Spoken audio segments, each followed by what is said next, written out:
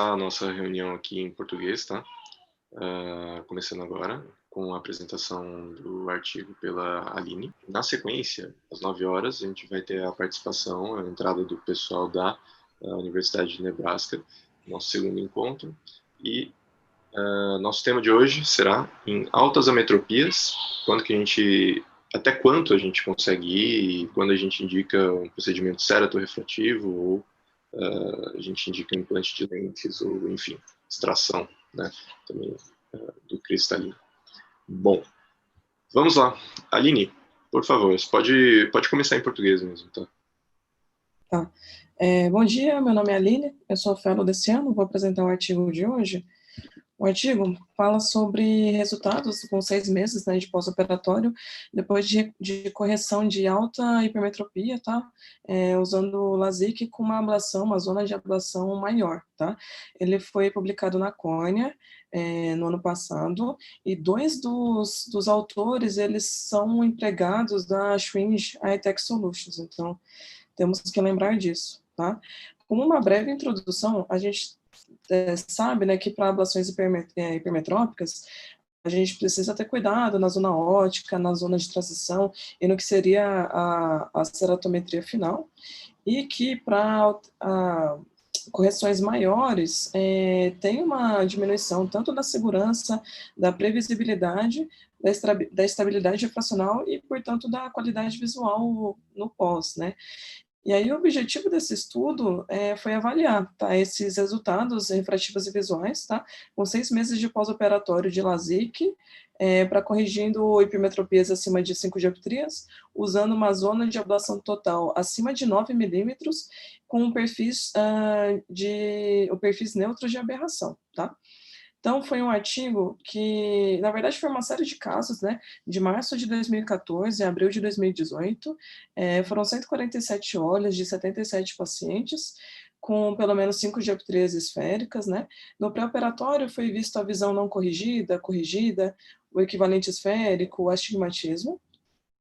No intraoperatório foi usado o Schwinge Amaris 750, tá?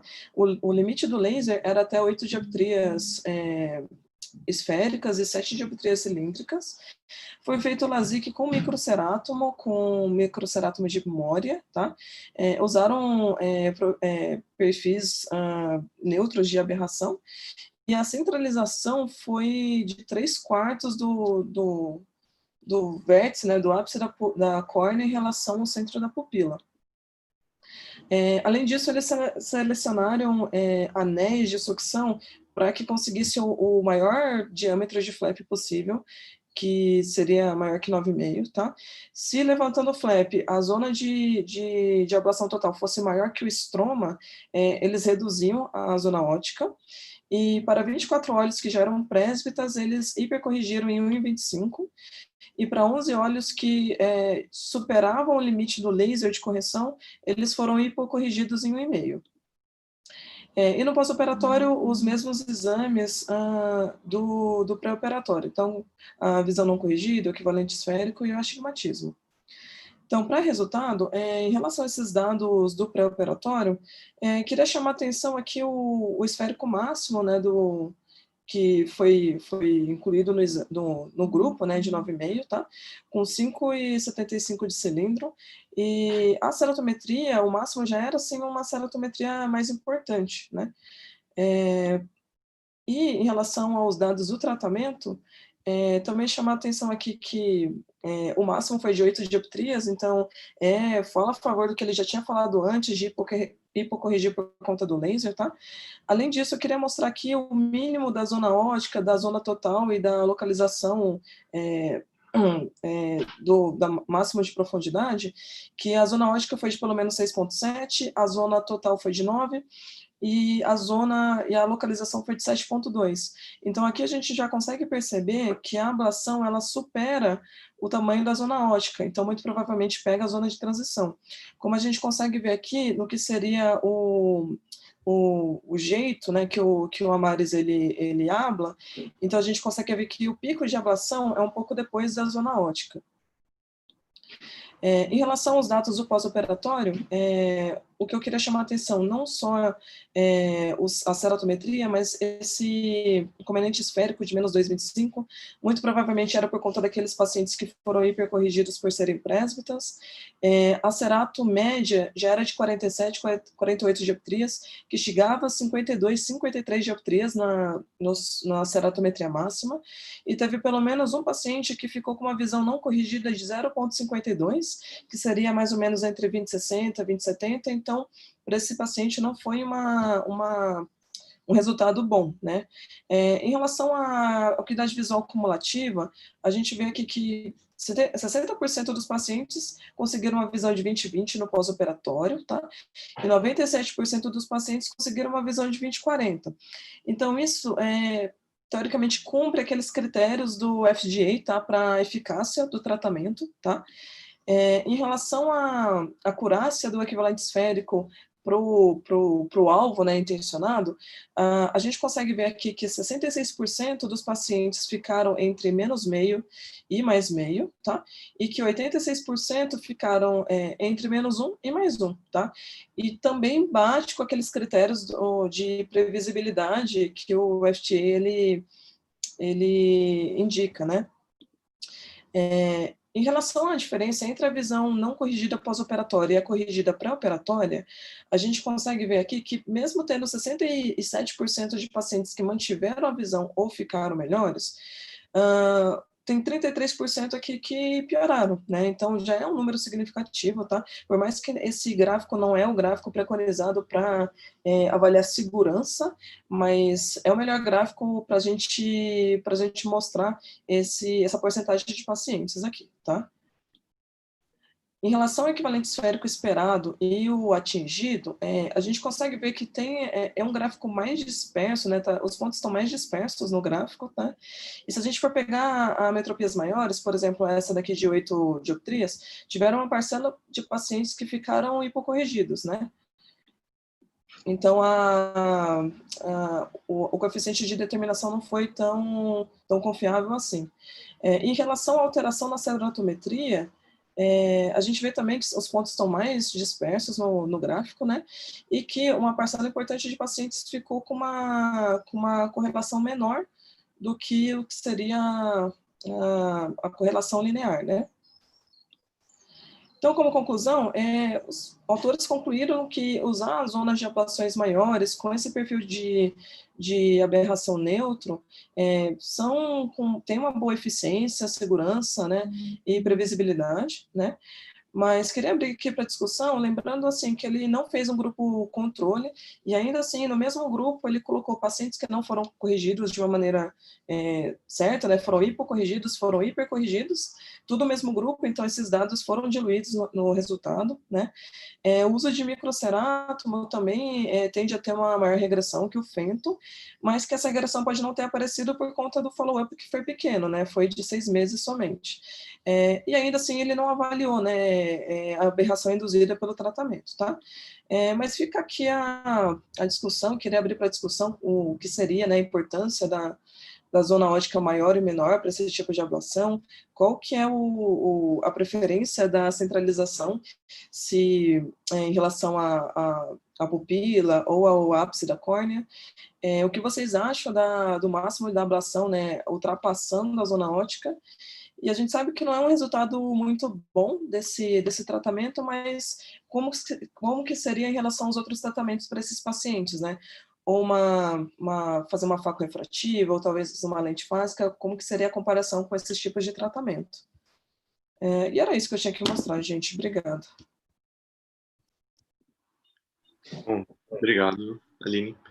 Bom, queria pedir aí comentários, a gente ainda tem um tempinho antes de começarmos aqui a reunião com o pessoal de Nebraska. E aí, vocês acham que faz sentido? Acho que não é um estudo assim tão forte, né, do ponto de vista metodológico, mas que traz aí algumas informações. Né? Alguém tem experiência nesse tipo de tratamento, acima de 5,5 dioptrias hipermetrópicas? Eu gostaria de comentar.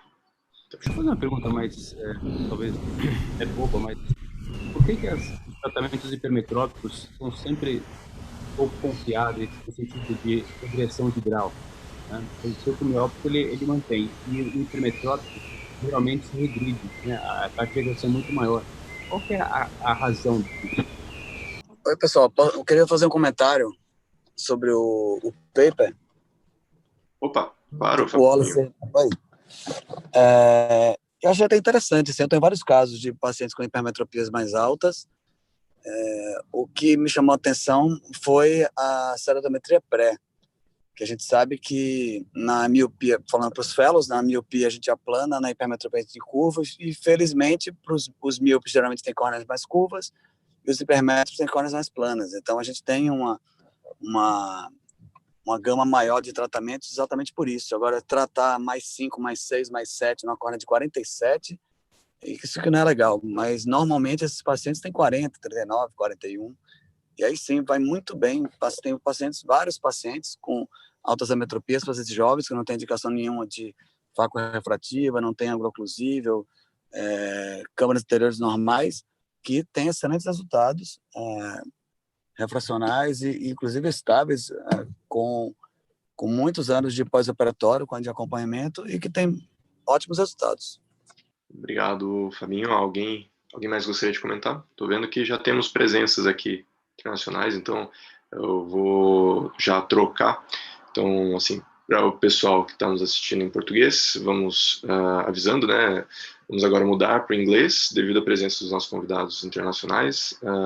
So, welcome, good morning, everyone, to the Surgical Optics Weekly meeting from Unifesp in collaboration with the University of Nebraska Medical Center. I'd like to thank for your attendance and for your participation.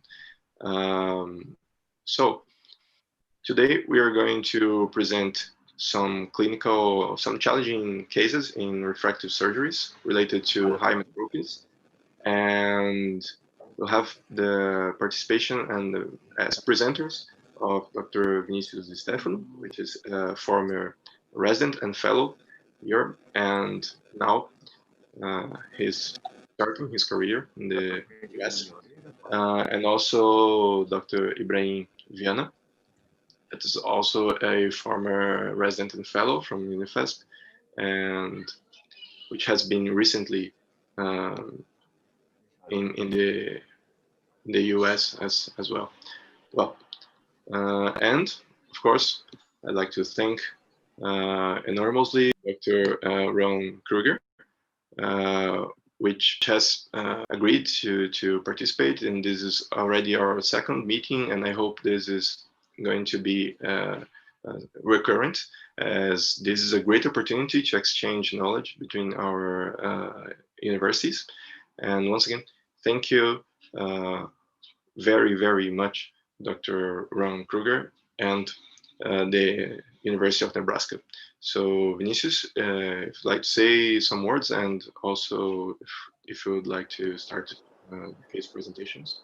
Bom dia a todos. Good morning, everyone. Thanks for having us. It's a pleasure always to talk with my always, I was going to say previous university, but it will always be my university as well. So good seeing everyone again. And so I will start this presentation. Let me share my screen here with you guys. Well, Dr. Kruger, as Taguchi said, he's our chairman here right now, and former physician and director of the refractive clinic division at the Cleveland Clinic, refractive surgery division, sorry, at the Cleveland Clinic. So highly experienced refractive surgeon. And I'm going to present 3 cases in how we approach them a little bit differently in each case of high myopes. And the idea behind those cases is some unusual approaches and some, and on the other hand, sometimes a very common thing that we face, and how try to show how we make those decisions and how we can best address the patient's needs. So I have no disclosures. Dr. Kruger is a consultant for Auckland. And just since I'm talking to my university, this is our resident class from 2014. And of course, Ibrahim here is the is the other presenter today, and we have very good people that came out of this class. And just so you know, and this is a full disclosure here, I'm still waiting for Ibrahim to return this tie to me. Okay, this is my tie, and he has never returned it yet. So 6 years, and I'm still waiting. So I have hopes. So case number one, I'm presenting a 45-year-old female, past medical history and past ocular history, pretty much unremarkable. She, as you can see, has a very high correction, pretty much only like just a little bit of cylinder, but mostly mild, minus in the cycloplegic refraction, the minus 9.25 and the minus 8.5 in the left eye with a little bit of seal there. Not a lot of changes in the slit lamp or in the fundoscopy. IOP was normal in both eyes, no major changes. And the right eye, as you can see here in the Pentacam, nothing major that like catches the eye. Pretty unremarkable Pentacam, I would say. With the rule of astigmatism, just a little bit, 0.8. Cornea rather like on the thinner side, like 524, but elevation maps look good. Similar picture for the left eye with a 517 cornea, also on the thinner side. And the Bell and Ambrosio display showing a D-score of 0.57 in the right eye and 1.09 in the left eye. Again, nothing really striking here. And this is a side-by-side comparison of the right and left eye. As you guys can see, very, very similar topography and pachymetry maps in both eyes. So for her, the options that we had, of course, are pretty much all we have available right now in terms of refractive correction. So she's like a 45-year-old female, so pretty young for refractive lens exchange. So we already didn't even offer that to her, to be honest. So we took that out of the equation. And then if you think about like PRK or SMILE for her, PRK, we thought that it would be too much of a high, like a correction that would be too high for us to show good results in terms of long-term stability, given the fact that it would be a higher risk of regression a little bit, and also the risk of haze, although even with mitomycin that risk is small. But we didn't want to do that, and she also didn't want PRK as well. And when we offered SMILE for her, even though the cornea was a little bit thin, she also wasn't very keen on it because she never heard of it. So there was this kind of like reluctance on, I don't want to do that. And LASIK, so SMILE, when we offered SMILE to her, she wasn't very keen on it. So we decided not to do that because she really didn't want to. So she came here very decided on having LASIK. And this is something that, keep in mind, I always like to stress that whenever I'm talking to international people, here in the US, it's a little bit different compared to Brazil and maybe I would say most countries in South America, in a way that like the patient has a say a lot more on their treatment. Like I feel like that, and correct if I'm wrong, please do correct me if I'm wrong, but I feel like in Brazil, by the time I was there, like the patients would kind of like, you are the doctor, do as you say because you know everything. And here, like, it's more like an open discussion. If the patient really wants something, they will kind of like, okay, it's I understand what you're saying, but it's like a joint decision. So I feel this is more practiced here in the US compared to Brazil. But again, please correct if my perception is wrong. So when we offered an ICL to her, which I believe would be a great option given her correction, pretty much only spheric correction, so high chances of a great result. Cost was an issue. ICL costs pretty much here in the US double the price of LASIK, and she was really like taken aback by it and said like, maybe I'm not ready for it. So cost was a problem in this case, and then LASIK was left as the only option. And when we talked to her about it and talked to her about the risks of ectasia, especially. and the thin cornea, what would cause, she said like, well, if you don't do it here, I may go ahead and do it somewhere else because I really don't want to wear glasses anymore. And then you're like in that decision, well, what do we do? So like, can you go to like another place and not trust the doctor? And what are we gonna do? You know, like, so it's kind of one of those decisions. So she was really gonna have LASIK somewhere else. So, okay, we decided to do ourselves LASIK here. And we actually had a discussion with her about monovision as well. She's a 45-year-old female, so she would need near glasses for near. And we tried contact lenses for simulating monovision for her in both eyes, and she really didn't like it. And I think it was the left eye that was the dominant eye when we tested in the clinic. But yeah.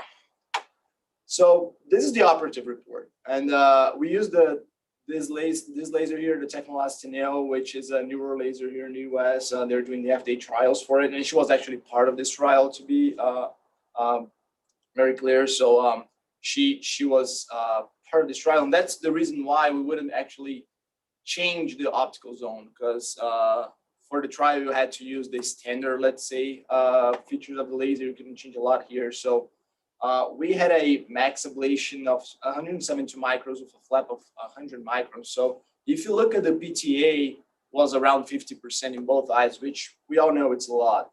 And residual stroma bed was about like 250. So still above what the literature says, which is good. But again, the PTA is pretty high. So this is the post-op map for her. So pretty good ablation. As I said, like 350, 260 microns of thinnest pachymetry map. So if you discount the flap about 100 microns here, you're around at that 250 to 60 range for residual stroma bed. And a happy patient. She's 2015 plus 2 OU. So happy patient, at least for now. And this is 1 month post-op, by the way, so 2015 OU. So, of course, I think the striking thing about this case is the high risk of ectasia, given the amount of ablation and corneal changes that we promoted. This is the classic random and ectasia score, ectasia risk scoring system. And as you can see, she kind of like falls within the 1 point given her correction, and 2 to 3 points depending on the eye regarding the residual stroma bed. So somewhere between like borderline risk to even like a high risk, depending on the eye. However, we also know that the two most important variables in this scale is the topography pattern and the age. And she was well above 30 years old. She's a 45-year-old, and she had a pretty normal Pentacam tomography. So when we look at the role of PTA after LASIK in eyes with suspicious topography, we know that the PTA, a low PTA basically means a low risk of ectasia. And even patients with a normal topo with too much of a high PTA can have a higher risk of ectasia. So that's the work that Marconi has been like advocating for the next like probably the last like several years, that a target of, in general, especially in a patient with a normal topography, the target of PTA is less than 40%. And in patients with a higher suspicion for keratoconus, so not an entirely normal cornea, even if you're going ahead and doing surgery, you should probably go even lower than that.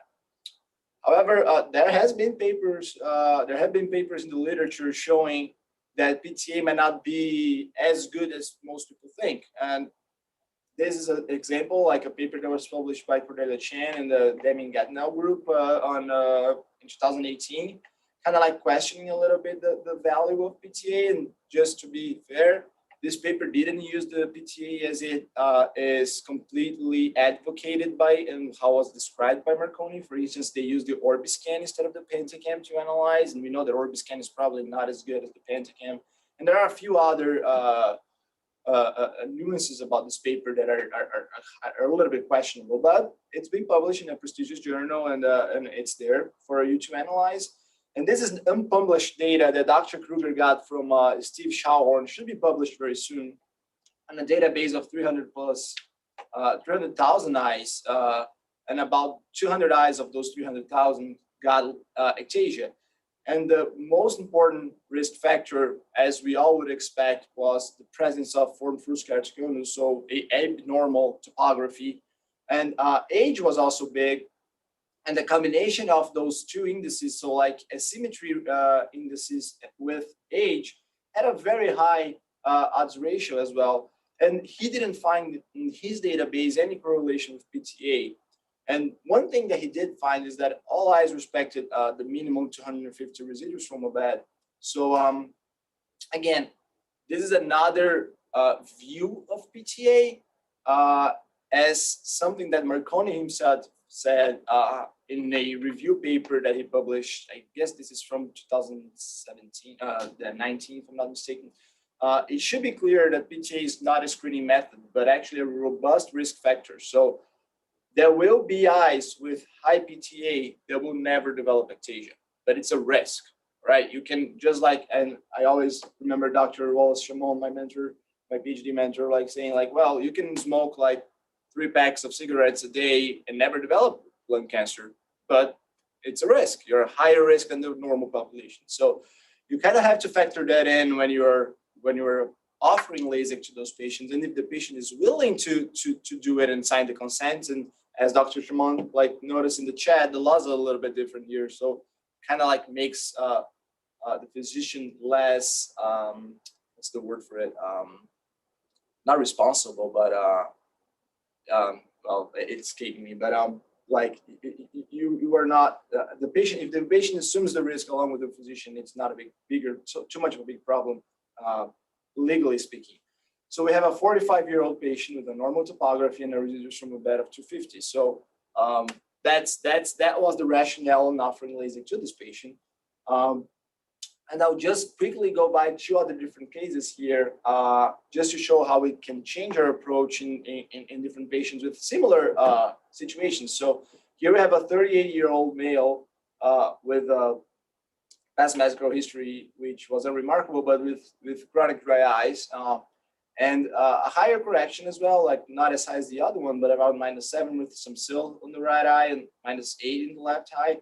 And clearly had some signs of dryness, and also had a Y without pressure in the fundoscopy, but otherwise normal exam.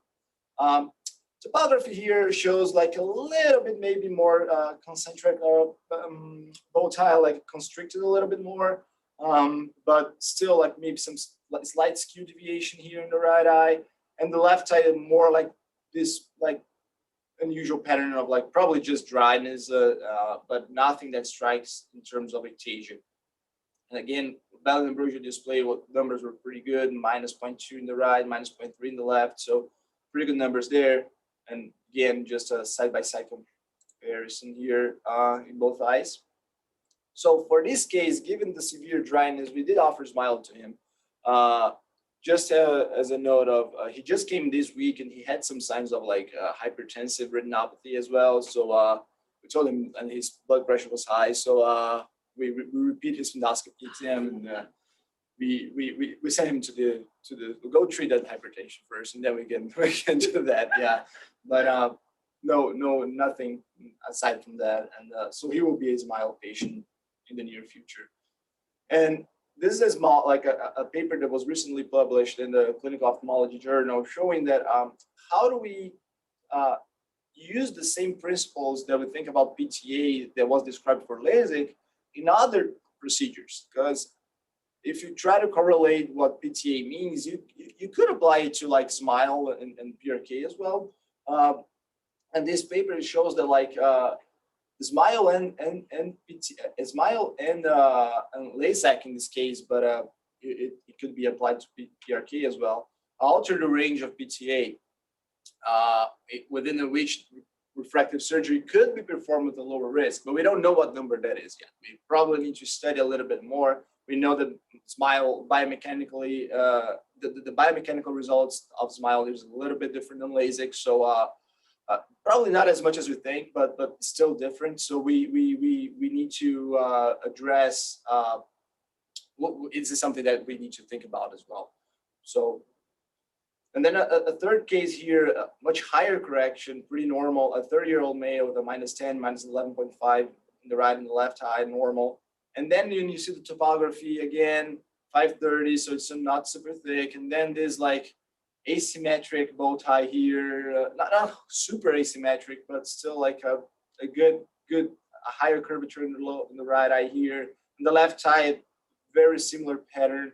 Maybe even like a little bit of like a dislocation here in this thinnest point in the pachymetry map. So inferiorly, so nothing major in the belly ambrosial display, but still not the prettiest cornea you want when you're thinking about ablating a -10 patient. So in this case, we offered an ICL, and the patient was actually like, that was the only option we offered her, and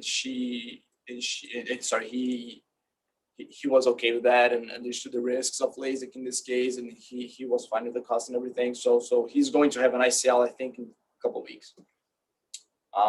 So those are the three cases that I had to present.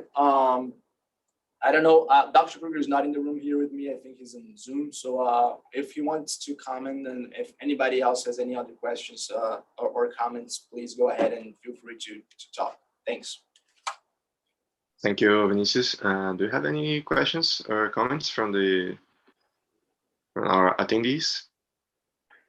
I may try to comment, although my internet connection is really extremely unstable. Can you hear me? Yes, we can hear you. Okay, I'm using my iPhone, my cell phone. So the only comment that I would, because this Schauhorn data, as far as I know, hasn't been published. Is that correct? Yeah, it is correct. It hasn't been published yet. Has not, right? Yeah, no. Yeah, because when he says there's no really relation or correlation with the PTA, again, it shouldn't be a correlation. I know. This is because PTA is a risk factor. It's not a screening exam. But anyhow, and when you consider age as something related to time, this may be not an odds ratio, but it just says that the age makes the ectasia to appear earlier. So maybe age may not play a role on it. And about the last case that you proposed, ICL, I think you're very nice to the topography, because for me, this is a keratoconus. I have no question about it. And you said it's not that good, but that's okay. I think it's just a point of view. Congratulations, great talk. And I'm sorry I missed some of it, but great talk. And good seeing you all. Awesome. Yeah, good hearing you as well. Thank you. Any other questions or comments regarding Vinicius' cases? Also, I'd like to ask you a question. Dr. Wallace said, I don't know if I understood it correctly, but that time may play a role, but not age, right? But I thought that age in this question, and what matters to the ectasia risk score system, or it would apply as a biomechanical surrogate. Am I interpreting it correctly? No, it's I believe I think, like, if you think about it, whenever we think about ectasia risk scores and systems, and whenever we think of age, I think it's a little bit of both, but definitely we don't have a definite answer for it, right? I mean, there is no like real study showing that the age would be more biomechanical or just a time thing. But we do know that as you age, the cornea stiffens. So if you think about it, like the same patient, the same prescription, but at different time points, like a -5 whatever patient at 20 years old and a -5 patient at 40 years old, the same patient, same genetics. We believe, again, we don't have this scientific data to assume that, but based on what we know, we believe that this cornea will react differently. And if you do surgery in those two different time points, if you were able to do it, let's say, like one eye at 20 years old and the other eye at 40 years old, you would expect different results, because the cornea, we know that the cornea stiffens with age. So if you apply the laser and if you cut the flap at a 20-year-old cornea, that cornea is weaker than the stiffer cornea than when the patient is 40. So yes, time is important as well, but I believe that the biomechanical impact of age in the cornea is very important. Yeah. So yeah, you're not wrong. I think. No, I agree. I agree with Vanessa. The point that what I'm trying to point out is just, I'm always worried when someone sees a patient with a keratoconus and assumes that since he's 40, he won't have an ectasia anymore. Oh yeah, I agree. Yeah. And that definitely, it's always important for us to remember that we are looking to something and trying to find out another thing. So we look for corneal deformation, but we are trying to find out corneal rigidity. So if I see a cornea that is deformed because at an early age, the cornea was very, very elastic, this cornea may or may not have achieved the rigidity that is needed to become stable and may undergo to LASIK surgery. So it's always very complicated. So what I would say is probably age is a risk factor, but it's not a protection factor, or we cannot consider it as a protection factor. But again, this happens when we look for something and try to measure another thing. Unless we are able to really measure corneal elasticity, we will keep with all those questions that will never be answered. We are trying to define the size of a person measuring the length of their hair. It's complicated. Yep. Great example, Dr. Wallace. Thank you. If you don't mind, we may go ahead with our case. Yeah. So I'll call in Ibrahim. Thank you once again for your participation, Ibrahim, and we'll present some rather unorthodox approaches. So I hope you don't put the blame on him. So Ibrahim, please. Okay, great. So thank you, Taguchi, for the invite. It's a pleasure to be here presenting these cases with Vinicius, Dr. Stefano. As he said, we are friends since we started our residency program. And here is a more recent photo of our last meeting in San Francisco last year. He is here with his beautiful family. This boat here is not his, but it could be because Vinicius is known around here to be a very wealthy guy. That's one of the reasons why I didn't get his tie back, because it's a very expensive one. Maybe someday, Vinicius, maybe someday. So I'd like to say that I have no conflicts of interest with this material here. I'm going to present the first case that's about a 33 years old white female nurse born and raised here in São Paulo, and she wanted to reduce her spectacle and contact lenses dependence. Her history was unremarkable. Here is her refraction, her psychoplastic refraction. You can see that she was a very high myo.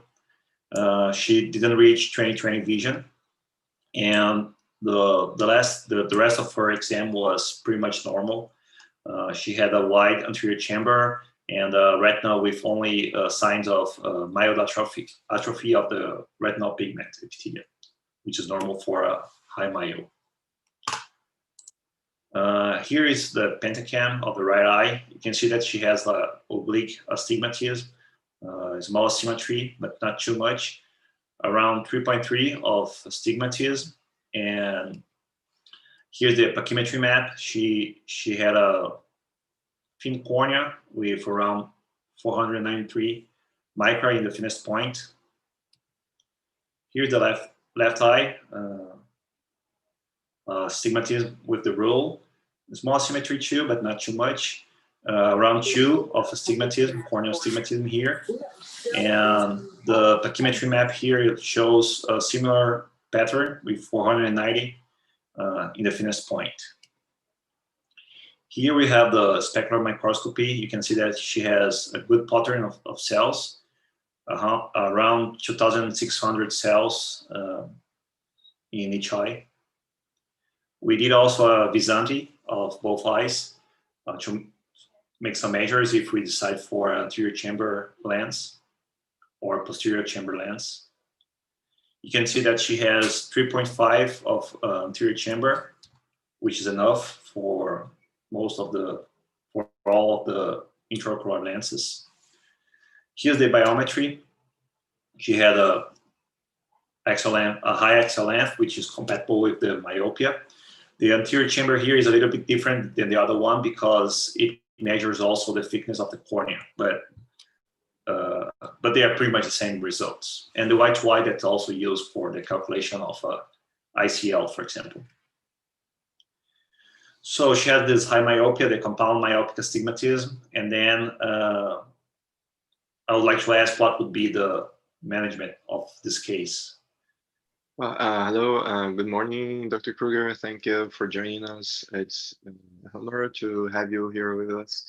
And Dr. Vinicius, I'd like to say some words.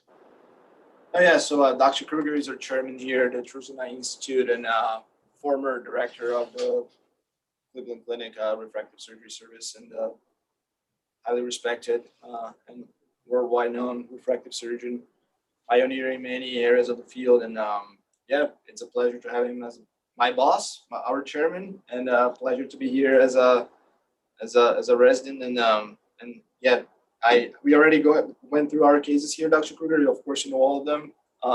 So yeah, go ahead.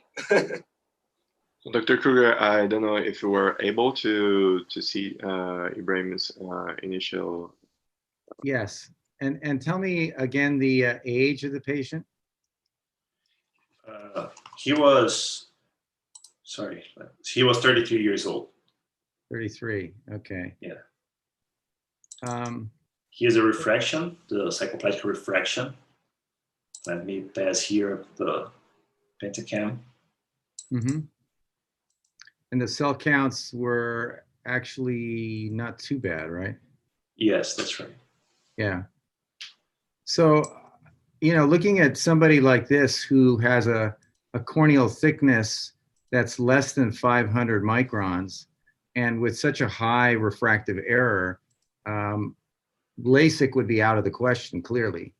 The idea of doing a PRK, although it could be considered, PRK for such a high correction may not do quite as well and flattens the cornea significantly. And in light of reasonable cell count, I think something like a toric ICL would be a reasonable option to consider for a patient like this. Okay, great. Someone else wants to comment on this case? I'd like to ask, why not to consider clear lens extraction? And I mean the devil's advocate here, okay? 33-year-old. Yeah, I think the thing to say, you know, in light of many people who are very used to doing cataract surgery and could do a refractive lens exchange in a patient like this, the two biggest disadvantages to doing that is, number one, they're young enough that they're still accommodating, and you're going to take away their accommodation, which is really taking something away in the midst of trying to fix them. And then number two is because they're a high myope and they have a long axial length, they have a higher risk of retinal tears and detachments. And anybody under the age of 50 or 55 generally has a higher risk of retinal detachment than those older because of the vitreous syneresis and condensation. You get more of a vitreous detachment with age. So you're adding undue risk for a detachment, and you're taking away accommodation. Perfect. So I'm going to show what we chose. We chose the same thing. We chose a toric ICL implant in both eyes. The surgeries were done typically around 45 days between each eye. Here's a quick video only showing how the surgery is performed. As it's a toric IOL, the patient was marked. We did the paracentesis first and introduced some viscoelastics in the anterior chamber.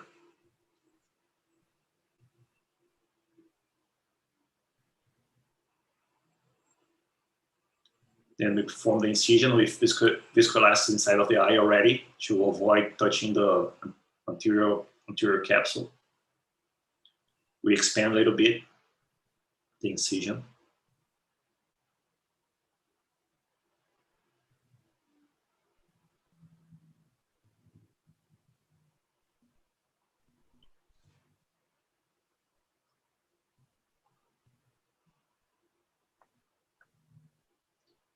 The lens is implanted over the iris, and then with the help of a manipulator, we introduce the optics behind the iris.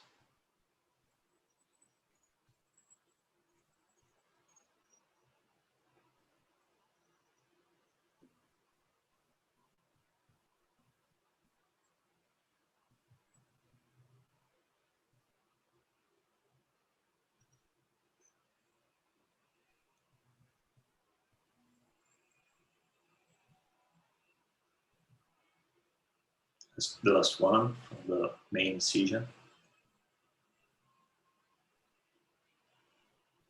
We're checking the axis here, and then after that, we're just gonna wash out the viscoelastic from the anterior chamber.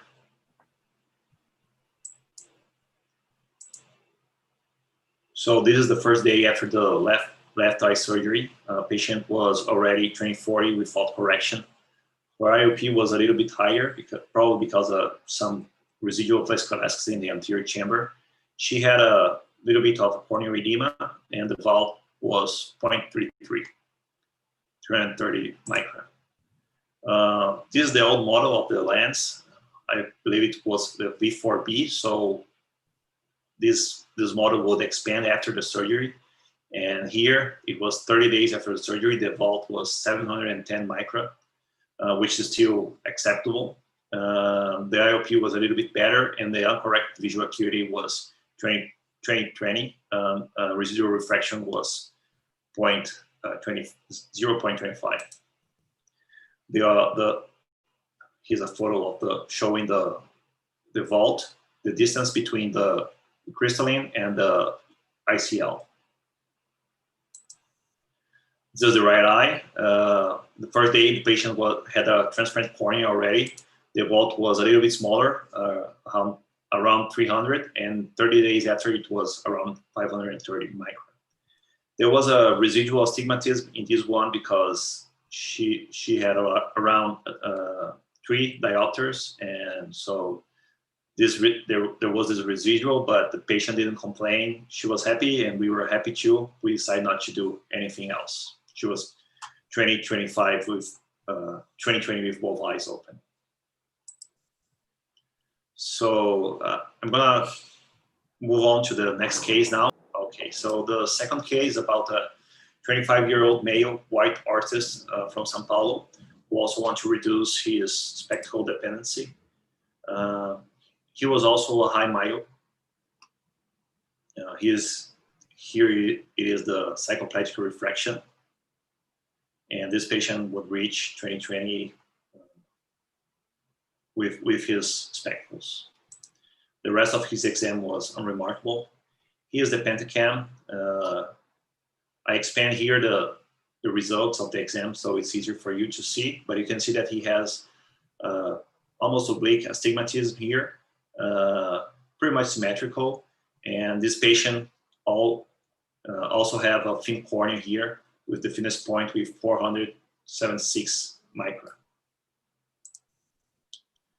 The Belli Ambrosio was unremarkable, and the curve of the thickness of the cornea was also unremarkable. This is the left eye, very similar to the right one. Regular symmetrical astigmatism, thin cornea too.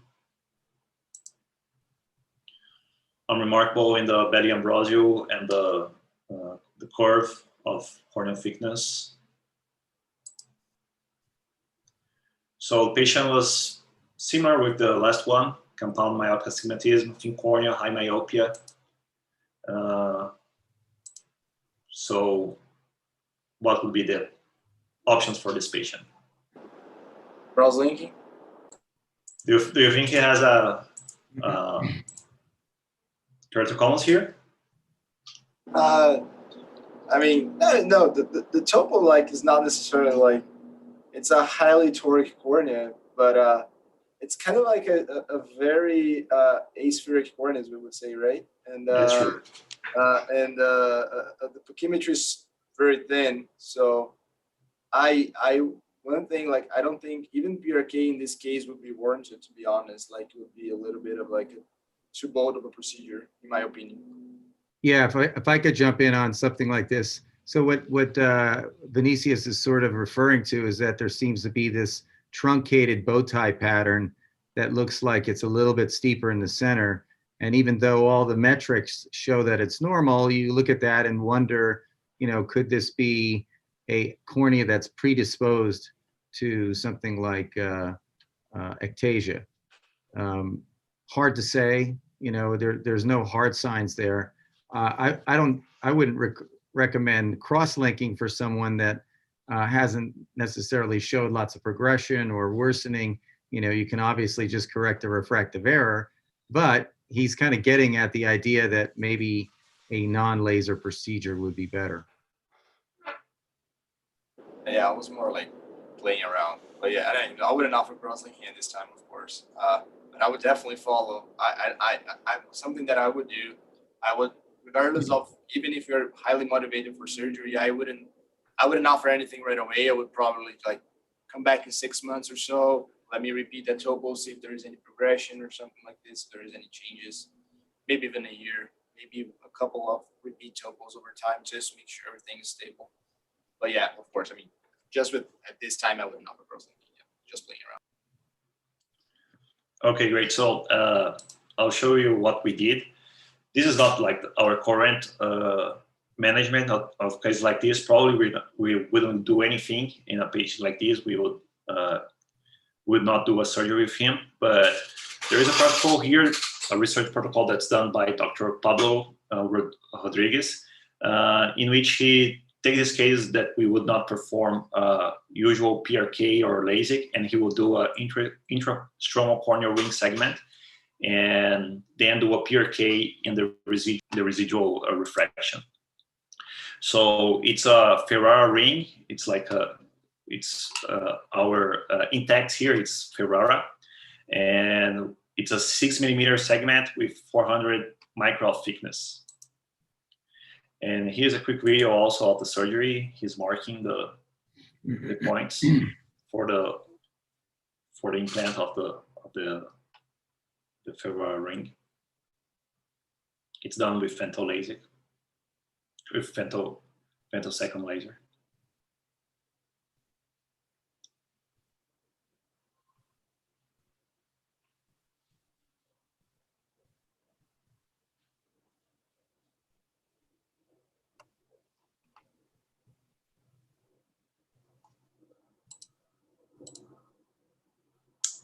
So this is the patient 6 months after the implant of the ring. You can see that there was an applanation of the periphery, but not so much in the center of the cornea. Here's our comparative before the surgery and after the surgery, and here you can see that mostly the periphery of the cornea was more plano. Here's the left eye. We did the same thing. So same pattern of flattening of the periphery of the cornea. Just showing the comparative exam. And so this was the refraction of 6 months after the surgery. The patient still had a lot of myopia here. And so Dr. Pablo performed a PRK with an EX500 wavefront optimized with a smaller optical zone of 5 millimeters and a transition zone of 2 millimeters.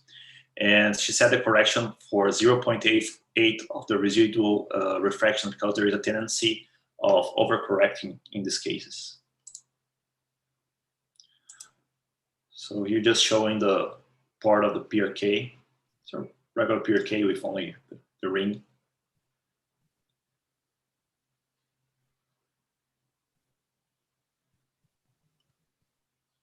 And of course, we use the mitomycin too.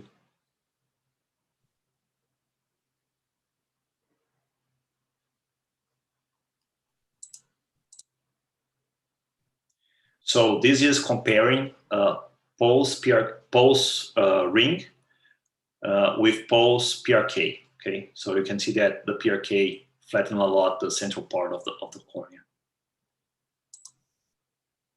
And here is comparing all the treatments with the final result.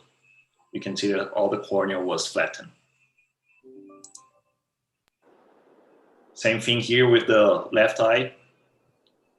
Pulse ring compared with pulse PRK, flattening only of the central part of the cornea. And here, pre all treatments, after post all treatments. You can see the flattening of all parts of the cornea. And so 60 days after the surgery, the patient has a little hyperopia, not too much, and was 20/25. Happy with the results too. So this one is the most controversial one. I would like to emphasize that that's not our regular practice here, but it's an interesting case in the research protocol, and I want to have some discussion with you. I think Dr. Wallace would like to comment on this if he was able to watch it. Not really. Dr. Kruger, would you like to? I have to say, what's interesting about this case as I look at it is traditionally when you look at intracorneal rings, it's the idea of filling the stroma with a space or a substance that then stretches the cornea, which then flattens it. And yet when you look at this, there was an element of flattening, but the very center was also steeper too.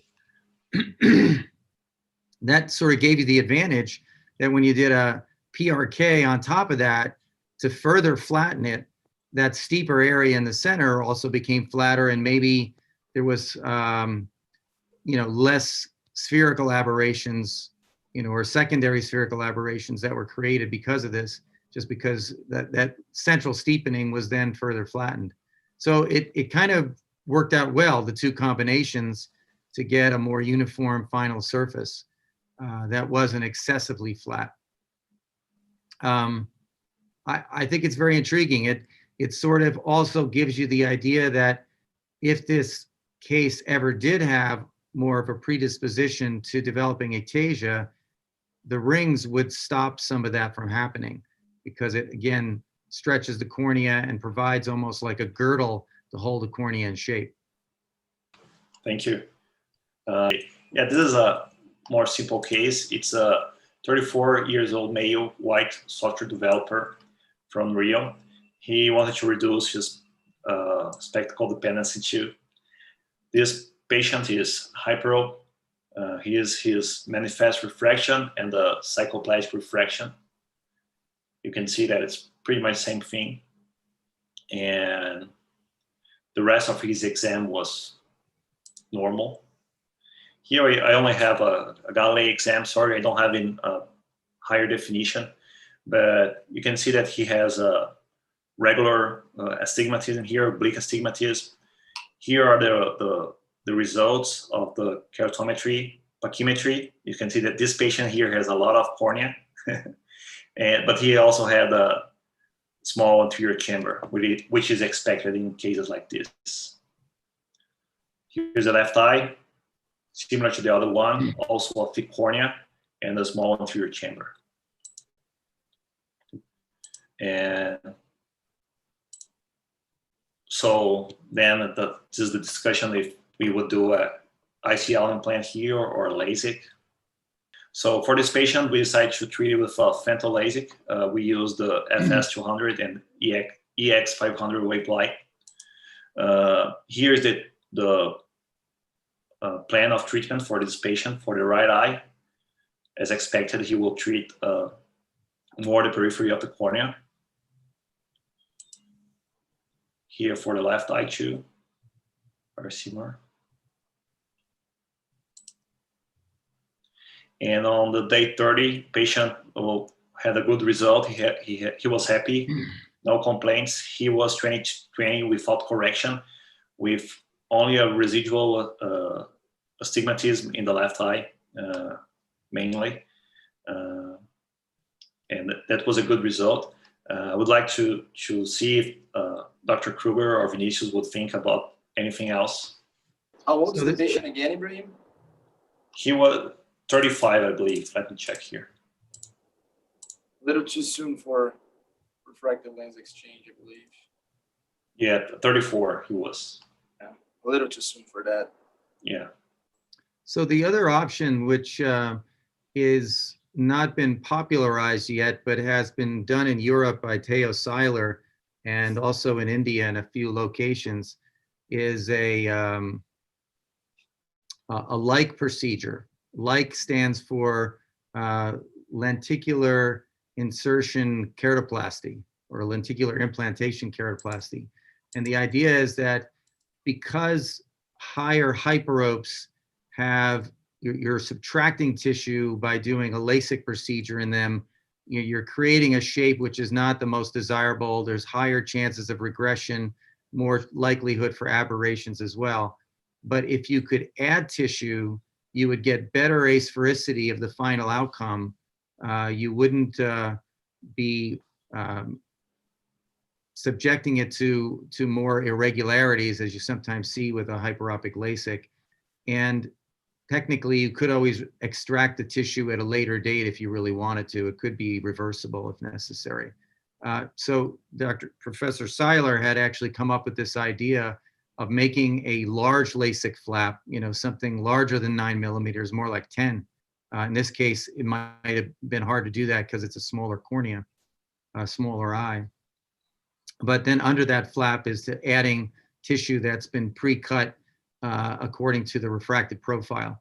And he typically adds tissue that's slightly more than the refractive error to take care of even an element of tonus, as he calls it, or accommodation that usually is in a patient with hyperopia. Even when you do a cycloplegic refraction, they often have a little extra need for tissue.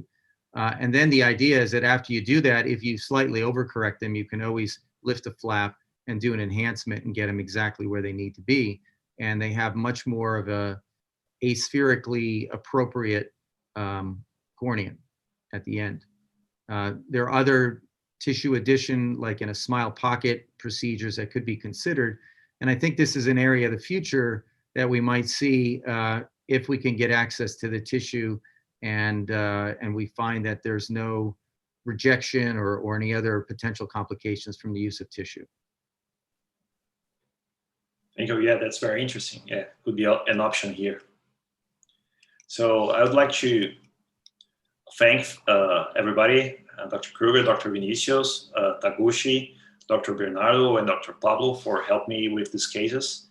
And thank you. I hope I can see you soon, Vinicius, after this COVID thing is over. Right. Me too, man. Thank you, everybody. And I apologize for being a little late in coming on. In fact, on that first case, probably the big controversy was on doing a LASIK on a patient that had such a high level of myopia and a residual stromal bed that was kind of thinner. But it is intriguing looking at just studies going forward and the metrics that we're looking at, that focus more on corneal shape and age than maybe even residual stromal thickness to some extent. And respecting the older standards of 250, although it seems that there are better ways with PTA, can still work in an older eye. Dr. Kruger, here's Fabio Casanova from Recife. It was a pleasure to see you again. Yes, good to see you too. What do you think about the toric SL implant for the second case? Because we discussed about the keratoconus hypothesis or thin cornea. I think it's a good case for the... Yeah, I would have thought that might have been another good case for a toric ICL. And I don't know how often you do ICLs in Brazil. I mean, in the US, it's still less than 1% of all refractive procedures. It's relatively small compared to laser. But in China, they're doing ICLs about 10% of all the refractive cases, which is a lot. I mean, it's a big market in China, and they have a lot of higher myopes, so that's part of the reason why. But I've actually watched a surgeon there do a 2-minute ICL, no viscoelastic, which I was stunned by seeing that, you know. So they have really adapted themselves and made ICL a very streamlined, easier procedure to do. And I think that might be something we'll see in the future as well. Yes, here in Brazil, we have the same, less than 1% for refractive procedures. But I think it's a good option. Yeah, I would think that if you presented a case like that second one in China, they would have never considered anything but an ICL. Yes. Okay, thank you. Yep, thank you. Good to see you. Good to see you again. Great. So I'd like to once again thank for the participation of Nebraska colleagues, and especially Dr. Ron Kruger. It's an honor to have you here again. And I hope these meetings are more recurrent, and as Ibrahim said, maybe sometime ahead we can plan on meeting personally, right? So thanks once again for our attendees as well. And on the next week, we're going back to the topics of cataract surgery, and I'll leave to our guests to make their final remarks as well. So feel free, Dr. Vinicius and Dr. Kruger, please. Just thanking everyone again. It's just so you know, like every now and then I log into your YouTube channel and I watch like the meetings. You guys like did a great job. Like the level of the meeting is really like, as some soccer players would say, like outro patamar. Like you guys like have pushed it like to another level. Like it's really great. And I'm proud of what you guys are doing, and it's a pleasure to like talk to you. And I also hope that we can extend this partnership in the future and do it like joint meeting together in person when this COVID thing is under control.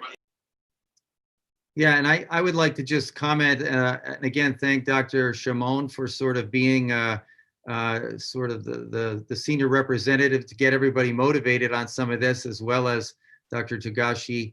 And I'm excited by the relationship we can continue in this way. I think it's good for both sides to be sharing and learning from each other. And as time goes on, we will make some of these visits personal if possible. Thank you, Dr. Kruger. Thank you, everybody, and also thanks, Ken, for the support. Many times not mentioned before. So have a nice week and a nice weekend, everyone, and see you soon. Okay, thank you very much. Bye, Ron. Bye, Wallacey. Good to see you. Good to see you too.